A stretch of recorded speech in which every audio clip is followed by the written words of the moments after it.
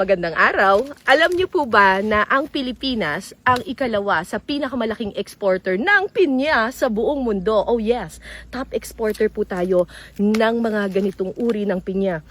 Ang bango! Karaniwan po ang pinya ay tumutubo sa mga bulubunduking lugar katulad ng Bukidnon. Pero wala po ako sa Bukidnon. Nandito po ako, believe it or not, sa Bukay, Bataan, kung saan meron silang plantation ng pinya at nakaka-harvest sila ng 700 na pinya kada linggo. Sana naman hindi po ako pagha-harvestin ng 700. Paano mo malalaman kung matamis na yung pinya?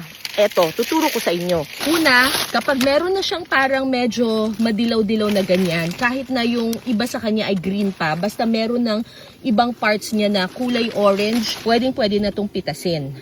Magpapitas ka naman. Ayaw ah. Ayun, okay. Tapos, pwede nyo ring amuyin yung puwet banda. Tama? Amuyin ang puwet.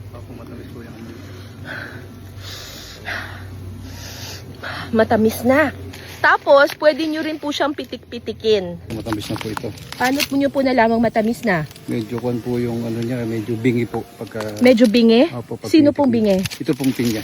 Bingi yung pinya? Opo. Hindi nakakarinig, ganon? Ano? Ano po siya, parang may tubig siya. Pag Parang may tubig. Pag pinitik-pitik mong ganyan. Ayun oh. Naamoy ko na oh. Pang fruit salad.